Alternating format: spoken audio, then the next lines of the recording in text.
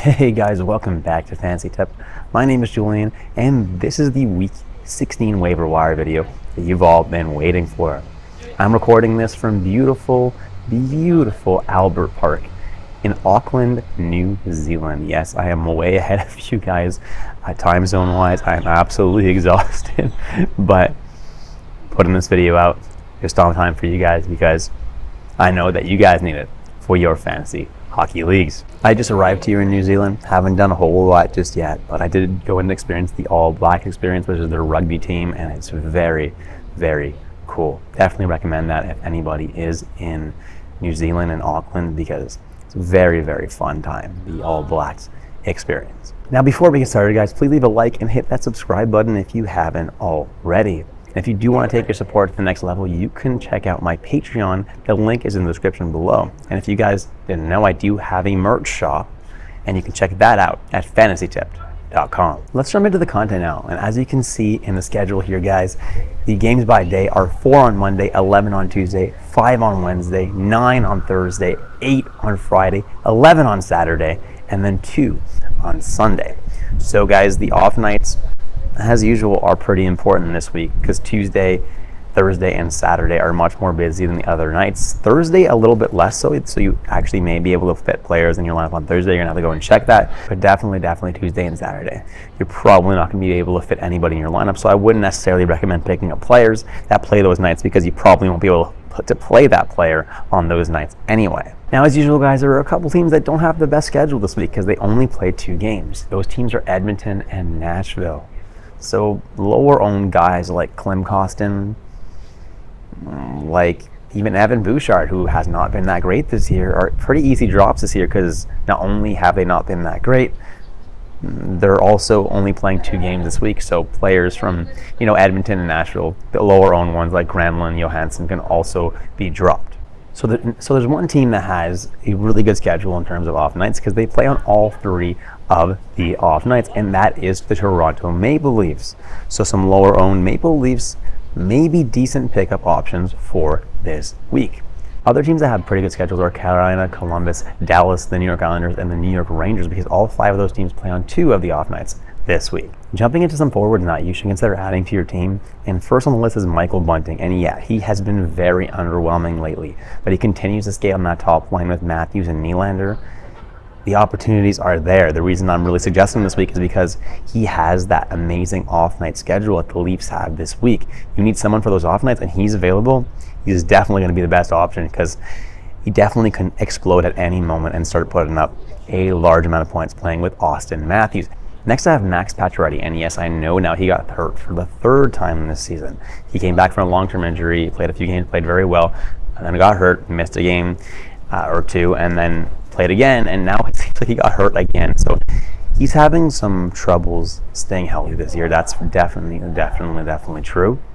But Max Pacioretty is an absolute monster, and he's a game breaker if he can stay healthy. And I definitely would suggest adding him to an IR plus spot right now, because if he doesn't miss a whole lot of time and he can actually stay healthy for the rest of the year, this guy can win you your league easily. And I have Matty Beniers of the Seattle Kraken, and he's having himself a nice year. It's his rookie season this year, and he was, one of the favorites to win the Calder Trophy this year, and he's definitely in contention for that. He's looking good, and he's been pretty hot as of late. And if you do have room for a center in your lineup, Beniers is a pretty good option. And then I have Lucas Raymond of the Detroit Red Wings, who's playing top line, that classic line that they used a lot of last season with Bertuzzi and Larkin, as well as the top power play with those guys. So they're trying to get him going, and it seems to be working because Raymond has been very hot lately, kind of sneakily so. So if you want someone who's gonna be pretty consistent for you on your team because he's getting a good deployment, Raymond could be that guy right now. And then at 38% rostered, we have Evan Rodriguez of the Colorado Avalanche, who's playing on the top line with Lehkonen and McKinnon, and he's absolutely excelling. There are still some injuries in Colorado, for example, Gabriel Landeskog, so the top 2 lines aren't really what they would normally look like in Colorado. But Rodriguez is playing very well there, so he may just stick on the top line potentially for the rest of the year because Rantanen is playing on the second line right now, and when Landeskog comes back, he probably takes Comper's spot as the second line center. So Potentially Rodriguez could have a season-long play here on the top line as long as he can stay good. He's not going to stay this hot the rest of the year, that's for sure, but as long as he stays fairly consistent, he's going to be someone who's going to be reasonable to have in fantasy. Then I have Scott Laughton and Kevin Hayes of the Philadelphia Flyers. Both of these guys have been really hot lately, getting power play time, and have both really just been putting up the points lately. Nothing else I can say. They're producing, and as long as they are players that should be on your team. Hayes more so, because he's been pretty consistent all year long. Laughton a little bit less so, but if you look at his game log recently, this guy has been out of this world. I'm not expecting that to continue the rest of the year, but as long as he is doing that, guys, he belongs on your team. Also on this page, I have Philip Danault and Victor Arvidsson of the Los Angeles Kings playing on that second line together, both doing very well. A lot of people dropped Arvidsson after he missed one game with an illness. What's that, guys? Come on, Arvidsson's a great player, and he belongs on your fantasy team. Should be owned in a lot more than 26% of leagues. Then I have David Krejci of the Boston Bruins, and he's been sneaky good lately as well. I mean, he's playing on that line with Pastrnak and with Zacha. I like that line a lot. It's the Czech line. They're all boys from the Czech Republic. I'm sure they all love each other's company. And they're playing very well together. And as long as Krejci keeps putting up the points, guys, he's an excellent add for your team. Now, I know it's because of the fact that he's a natural center that he's not owned in more leagues. But if you do have room for a natural center on your team, Krejci's a great option. Then I have Tyler Bertuzzi of the Detroit Red Wings, and he's not been that good. I'm not going to lie. He came back from injury, and he's been pretty slow starting. But guys, Tyler Bertuzzi is a very good player, and he's being given the deployment right now. He's top line, top power play in Detroit, and I think they're going to get him going, because when they do, he can be an absolutely fire player for your fantasy team and could be a sneaky good ad for you right now as a speculative one, because the deployment is definitely there. And then JT Compher of the Colorado Avalanche is someone who I mentioned is playing on the second line right now with Nichushkin and Rantanen, and that is some really good deployment. And he's also getting top power play time right now in Colorado, which is very, very good. So he's definitely someone that I like right now. When Landeskog finally comes back, which won't still be for a little while, Compher probably gets bumped down to the third line. But the way he's playing pretty well. So maybe he'll even manage to keep that spot. We'll have to see. For now, though, Comfort a good ad. Then I have Eeli Tolvanen of the Seattle Kraken, and this guy's been pretty good. He's getting third line deployment with Yanni Gourde and with Bjorkstrand, and yeah, it's not the best line in the world, but Gourde's been sneaky good all year as well, and Bjorkstrand's someone that I do like a lot, actually.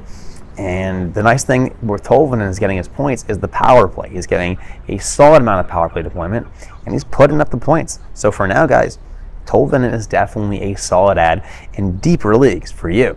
And then I have Kirby Dach of the Montreal Canadiens. He's actually centering the second line right now with Hoffman and Josh Anderson. And that's not the best deployment in the world, that's for sure. However, he's performing really, really well. It looks like Montreal is actually succeeding at developing this kit, because Chicago tried for a few years and he didn't get much more than 20 points in a season, and I was playing with Patrick Kane. So it looks like Montreal is doing something right here, and it looks like Kirby Dach is a sneaky good fantasy ad right now, because he's putting up points pretty frequently. And then finally I have Pavel Zacha on this page, and like I already mentioned, he plays with Krejci and with Pastrnak, and he's playing well. He's putting up points, and he's only 10% rostered, guys. So if you're in a deep league, he's a no-brainer ad. Next I have Calle Jarnkrok, who I know has been disappointing lately.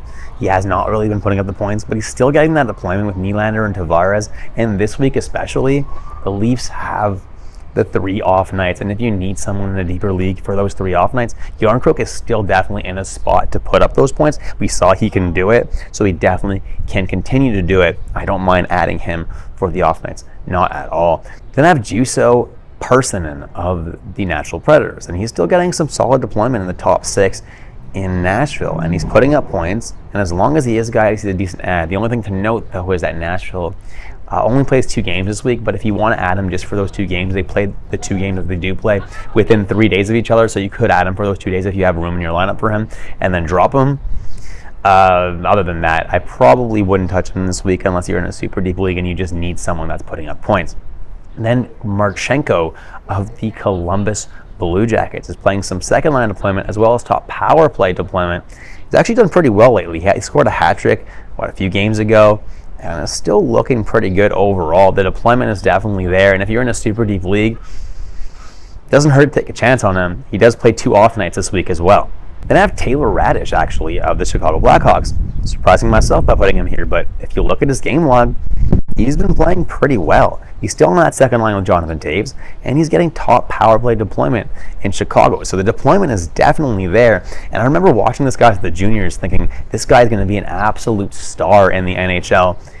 Obviously, that didn't happen, but he's still definitely got some talent. And I think that if you're in a deeper league right now, Radish is someone that I would stream as long as he stays hot, like this. And then finally, I have Wade Allison of the Philadelphia Flyers playing on a line with Kevin Hayes, doing pretty well actually, getting a point every couple games or so, and he's 0% rostered right now. So he's on a solid line in Philadelphia, which is probably their top line, putting up points. If you're in a super deep league and you just need someone that can put up points, Wade Allison, not a terrible option. Jumping into defense options now, and first on the list, like I've had for a few weeks now, is Erik Gustafsson. With John Carlson on LTIR, it's Erik Gustafsson who's been manning that top power play. And yeah, he hasn't been as hot lately as he was when he first started off on that power play when Carlson went down, but who expected him to continue that? Nobody. He's still getting that deployment though, and he's still putting up points pretty frequently. He's definitely someone that you should consider adding to your fantasy team. Then I have Seth Jones of the Chicago Blackhawks, and over his last 2 games, he has 6 points, and he had points in some of the games before that as well, so he seems to finally be heating up, and it's about time because he hasn't had that great of a season, but he continues to see top power play time in Chicago. The deployment's there, he's putting up blocks, so he's giving you a little bit of a safe floor. Now that he's putting up points, he's someone that I definitely want on my fantasy team. And then I have Ryan Graves of the New Jersey Devils, and Ryan Graves is not someone that I usually am recommending in fantasy hockey. The reason I'm recommending him now, though, is because he's on a crazy point streak. And it's hard to not want to buy into that, at least for now. I don't think it's going to last too long. Peripherals are okay, nothing too special, but at least a little bit of a floor there as well. As soon as that point streak ends, I might wait another game or two, see if he can continue putting up points. And if he stops, that's when I'm going to drop Ryan Graves. But for now, he's definitely someone that can be added in deeper leagues if you need a defenseman that can contribute. And then at 8% rostered, I have Jeremy Lauzon of the Nashville Predators, and he's putting up some insane hits numbers right now, like Luke Shen resembling hits numbers, which is really, really good. And he's been putting up some points lately as well, which I don't think is sustainable, and I wouldn't expect you to think that that's going to continue. However, those hits numbers are really good. So if you are in a league that counts hits in either categories or a points league with hits, Lauzon is definitely a decent ad, and he's putting up some other peripherals as well with blocks and with hits. Those aren't as good. Still a little bit of a floor there though. And then finally I have Ty Smith of the Pittsburgh Penguins, and he's manning that top power play in Pittsburgh. We have no idea when Chris Letang is going to be back, but until he does come back, Ty Smith hasn't been doing too bad on that unit. He's putting up points, what seems like every game or two. And the peripherals aren't too bad either. So as long as he's putting up points, he's definitely ownable in shallower leagues. Jumping into goaltenders now, and the first one on the list is Phoenix Copley of the Los Angeles Kings. I can't believe that he's not over 70% owned by now. He's starting like every game in LA. He's winning a good amount of them. He's putting up solid save percentage.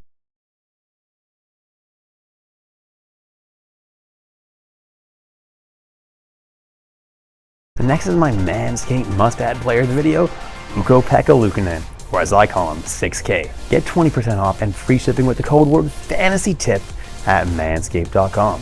That's 20% off and free shipping at manscaped.com with the code word FANTASYTIP. And now they've got the brand new beard hedger at manscaped.com. 1 stroke, 1 guard, 20 lengths. Check it out. Now, why is Ukko-Pekka Luukkonen 6K my Manscaped must-add player of the video? Well, because he's still getting starts in Buffalo. Eric Comrie has come back and has basically been relegated to a nothing role. He's not starting games, even on back-to-backs. It's Anderson and Luukkonen getting the games.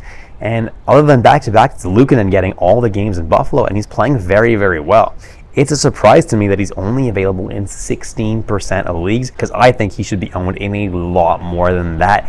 Definitely pick him up now if you still can and you need a goalie. Then I have Elvis Merzlikins of the Columbus Blue Jackets, and he seems to have taken back the crease a little bit in Columbus. He had lost it for a little bit, but he's playing decently now, starting the majority of the games. So especially if you're in a points-based league, he's definitely a decent option right now. And then Montembeault is an option in Montreal with Allen still missing about a week to go. So Montembeault is definitely streamable for at least another week-ish. And when Allen comes back, Allen should get the majority of the games again, but Montembeault has been playing well in his absence. And then finally, I have Peter Mrazek and Colin Delia, two very low-owned goalie options. Mrazek is only 3% owned, and Delia is only 2% owned. Now, with Stalock going down with an injury, Mrazek is getting almost all the starts in Chicago right now, and if you need a goalie that's starting, Mrazek is definitely a good option for you. And then Delia is getting about half the starts in Vancouver right now, but that actually might be good enough for you. If you're in a super deep league and there's no goalie that's getting starts frequently that's available, Delia, I mean, you could do worse than Colin Delia right now, right? He's starting about half the games. He's not doing too bad when he starts, especially if you're in a points-based league. He's definitely a viable streaming option. And as for drops, we got Evan Bouchard and Klim Kostin, as I already mentioned at the beginning of the video.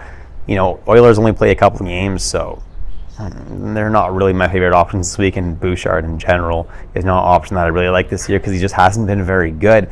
And then we got Anders Lee of the New York Islanders, who's been super underwhelming lately. He's a very streaky player. I always tell you this with Anders Lee, guys. He's very streaky. So when he's hot, but when he's cold, he's just not worth owning in fantasy hockey. So unless you're in a super deep league, I'm probably considering dropping Anders Lee right now. And then Ryan Hartman of the Minnesota Wild is someone who I just don't like in general for fantasy hockey this year. He kind of broke out last year, but he was getting some really good opportunities on the Kaprizov and Zuccarello line. He's not getting that opportunity this year, so in my opinion, he is a drop. And then Charlie Lindgren is someone who's still being held onto in 26% of leagues, which I think is absolutely ridiculous, guys. Kemper is the starter in Washington. For those of you that picked him up a few weeks ago, get over it. He's not the starter anymore, and even when he does play a back-to-back game, he's not even playing that well. So drop him, and you'll be very happy. And that's it, guys. If you enjoyed the content today, please leave a like and hit that subscribe button. And if you do want to take your support to the next level, guys, the link to my Patreon is in the description below. Thanks so much, guys, and I'll catch you in the next episode of Fantasy Tipped.